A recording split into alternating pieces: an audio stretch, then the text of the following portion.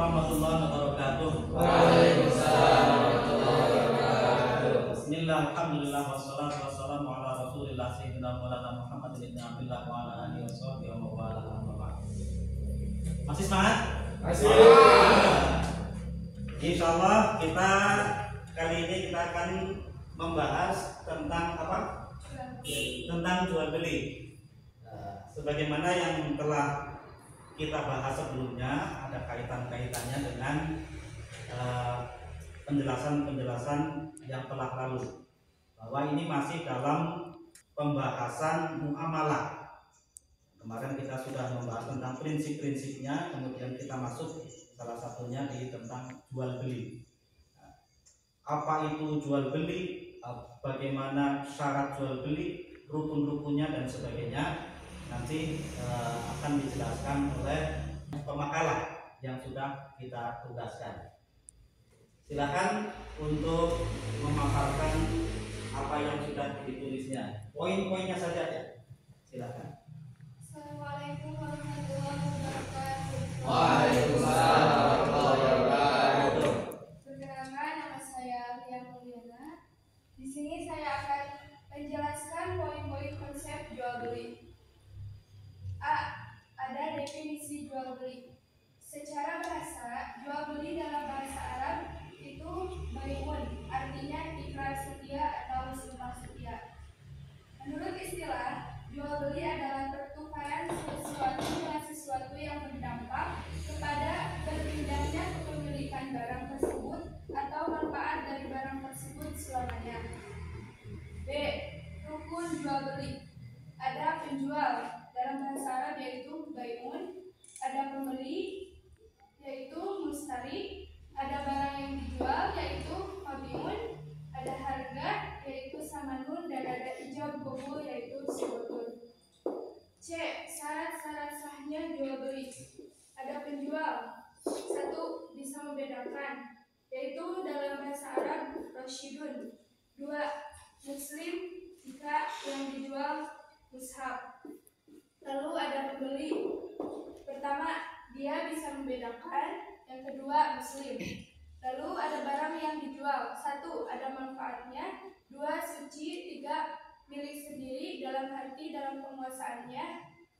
Lalu ada harga, yaitu syaratnya sama dengan barang. Ada sigot, yaitu jual, ijab dan kubur. Ya, cukup? Ya, saya kira cukup. Kita ulang sedikit. Tadi dipaparkan baik jual beli dalam bahasa Arab itu bai'un. Biasanya ketika kita menyebut sesuatu, ingin mengetahui sesuatu, itu harus dilihat dari sisi bahasa dulu. Secara bahasa, bai'un itu apa? Bai'un itu artinya Jual beli. bai'un asal katanya, asal artinya yang awal itu adalah ikrar atau sumpah setia. Makanya ada istilah bai'at. Nah, bai'at itu sumpah setia. Kalau zaman dulu ada istilahnya bai'at kepada Sayyidina Abu Bakar sebagai khalifah. Kami berbai'at kepada Anda untuk tunduk dan patuh kepada perintah Anda. Makanya itu namanya bai'at, sumpah setia. Nah, kemudian saya tulis tadi rukun-rukun jual beli. Kalau menurut mazhab Syafi'i itu ada 5. Kalau menurut mazhab Hanafi cuma 1, yaitu ijab qabul, cukup. Kita kebanyakan mayoritas itu pengikut mazhab Syafi'i 5 itu. Yang pertama bai'un.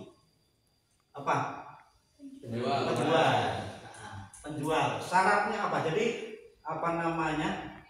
ada rukun, ada syarat. Rukun itu apa? Rukun ya seperti tadi, ketika mendengar sesuatu atau menemukan sesuatu, dilihat atau dicari apa makna aslinya secara bahasa. Rukun itu apa? Tihan. Rukun itu kalau secara bahasa itu tihan. Nah, kalau menurut istilah rukun itu apa? Rukun adalah sesuatu apabila tidak terpenuhi maka sesuatu itu dianggap tidak sah atau tidak bisa disebut memenuhi definisi. Seperti tadi, meja kalau nggak ada papannya tidak bisa disebut meja. Ada papannya tapi nggak ada kakinya tidak bisa disebut meja. Nah ini rukun harus ada lima-limanya ini. Salah satu aja nggak ada tidak bisa disebut jual beli. Ada penjual tapi nggak ada yang beli. Jualnya siapa itu? Bukan jual beli itu. Kalau rukun itu sesuatu yang harus ada. Kalau syarat apa itu? Syarat itu apa? Kemarin pernah kita bahas. Syarat adalah sesuatu yang harus dipenuhi sebelum pelaksanaan. Kalau rukun itu di dalam pelaksanaan, kalau syarat itu di luar pelaksanaan. Syaratnya sholat harus suci, harus apa? Harus Islam dan sebagainya. Itu syarat. Jadi sebelum melaksanakan sesuatu. Kalau rukun itu di dalamnya. Itu pertama. Tapi ada syarat yang di luar rukun, ada syarat yang melekat di dalam rukun. Syarat yang di luar rukun seperti sholat tadi, syaratnya harus suci di luar rukun. Padahal rukunnya cuma 17 atau 18. Itu tidak termasuk suci itu. Nah, makanya suci syarat yang di luar rukun. Islam juga syarat di luar rukun. Ada syarat yang melekat di dalam rukun. Nah, sekarang yang sedang kita bahas tentang jual beli rukun. Syarat itu ada yang melekat di dalam rukun. Tadi yang pertama penjual. Syaratnya apa? Penjual beli. Bisa membedakan. Atau roshid membedakan. Ini 1000, ini 2000. Jadi penjualnya harus tahu mana yang 2000, mana yang 1000, mana yang 5000. Nggak boleh ada anak kecil bawa HP tiba-tiba, "Dek, ini Om punya permen seplastik ini, boleh nggak?" Saya beli itu dengan permen seplastik gitu. Anak kecil kan pikirannya yang penting enak. Ditukar HP dengan permen seplastik. Dia nggak tahu harganya HP itu berapa, harganya permen itu berapa, kan jauh. Dan itu tidak sah. Syarat pertama harus roshid. Penjual dan pembeli relatif sama syarat-syaratnya, harus roshid, muslimnya dan sebagainya. Terus kemudian mabih apa tadi? Barang yang dijual. Yang barang yang dijual syaratnya apa? Ada manfaatnya. Nah, jadi yang dijual pertama harus ada manfaatnya. Spidol ada manfaatnya, penghapus ada manfaatnya. Nggak boleh menjual sesuatu yang tidak ada manfaatnya. Contohnya apa? Pupuk ayam. Ini kalau di kajian fikih yang masuk itu alat-alat malahi, alat-alat permainan, gitar, walaupun kontroversi gitu. Jadi menurut mazhab Syafi'i, gitar itu sesuatu yang tidak ada manfaatnya, cuma bikin lalai. Makanya menurut mazhab Syafi'i tidak sah menjual gitar. Tapi ada yang mengatakan, "Oh, ada manfaatnya loh." Ada manfaatnya. Apa manfaatnya?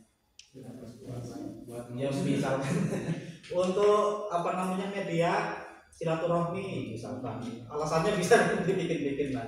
Atau apa? Rokok. Kalau ibu-ibu atau perempuan itu mengatakan nggak ada manfaatnya, tapi ada yang lain, pihak lain, ada loh manfaatnya. Sekali itu. Kalau nggak itu pusing gitu kan. Nah, jadi soal ada manfaatnya atau tidak itu relatif. Siapa yang membeli, siapa yang menggunakannya. Ada yang mengatakan ini nggak ada manfaatnya, tapi pihak lain ada yang mengatakan manfaatnya. Terus kedua, suci. Suci. Contohnya yang tidak suci. Kotoran. Kotoran tapi misalkan ada yang butuh, petani gitu, butuh kotoran. Nah, sementara tidak boleh jual beli. Gimana caranya? Meminta. Enak aja. Baik-baik. Kalau memintanya cuman setengah karung dikasih. Nah, jangan bayangkan kalau cuman punya domba satu, kotorannya paling berapa? Diambil nggak begitu rugi. Bayangkan kalau dombanya itu 10.000, kotorannya berapa? 10.000 ton. Kalau dijual berapa? 10 juta. Kalau cuman diambil kayak bilangan besar itu harus dengan hilah. Kalau menurut mazhab Syafi'i itu dihilah, digunakan bukan jual beli tapi ijarah. Ijarah itu memberikan upah. Nah, misalkan kamu punya 1.000 kambing, sedangkan saya petani punya 1.000 hektar, besar sekali contohnya, punya 1.000 hektar, kamu punya 1.000 kambing. Nah, 1.000 hektar itu butuh pupuk banyak, sementara nggak boleh beli, nggak boleh terjadi jual beli kotoran karena najis itu. Nah, makanya apa yang bisa dilakukan? Saya nyuruh, tolong saya minta kotorannya per karung, saya kasih upah untuk ngarungin. Nah, untuk ngarungin kan butuh tenaga gitu. Jadi saya bayar tenaganya, bukan bayar kotorannya. Saya untuk satu karung saya kasih upahnya misalkan 20.000, mau nggak? Mau. Kalau mau berarti oke, silakan dikarungin. Nanti per karungnya saya kasih upah 20.000. Itu bukan jual beli, tapi ijarah. Ijarah itu memberi ujrah atau upah. Terus yang ketiga, milik sendiri. Milik sendiri. Jadi yang dijual itu milik sendiri, bukan milik orang. Yang lihat nih HP bagus nih, mau nggak? Ini 500.000.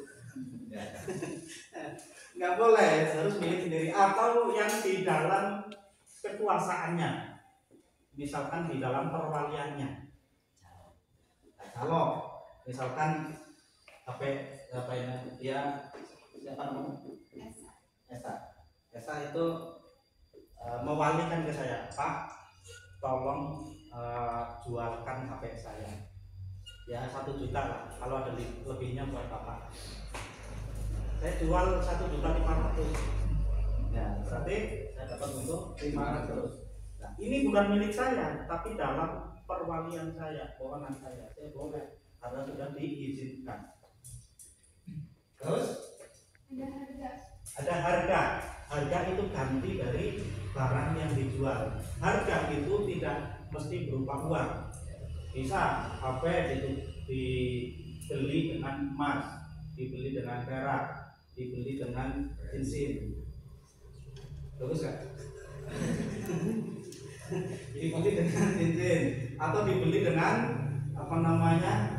saya punya beras itu 5 kintal. 1 kintalnya sekarang pangkal mati itu 720. Kalau 2 kintal kan sudah 1.500.000. Ini boleh nggak HP-nya saya beli dengan 2 kintal itu padi di rumah masih. Nah, itu jadi tamannya itu berupa padi. Terus sigot itu Ijab qabul. isinya ijab qabul. Ijab itu kalimat yang diutarakan pertama, qabul itu penerimaan. Tidak mesti yang mengucapkan pertama itu penjual atau pembeli. Pokoknya yang pertama siapa yang mengucapkan itu yang disebut ijab. Misalkan dari pembeli, saya jual spidol ini dengan harga 3.000. Ada yang mau? Oke, saya beli spidol itu dengan 3.000. Serah terima sah. Boleh juga yang kalimat pertama bukan dari penjual tapi dari pembeli. Pak, boleh nggak spidol itu saya beli 3.000? Oke, silakan. Kemudian serah terima tuang dan spidol itu juga kalimat pertama itu ijab, kalimat kedua qabul. Sementara seperti itu, silakan jika ada yang mau bertanya. Apakah pernikahan itu termasuk ke dalam jual beli? Iya, termasuk jual beli. Jual beli. Nah, itu coba baca di kitab kuning, apa namanya, di Fathul Qorib gitu. Pernikahan itu jual beli.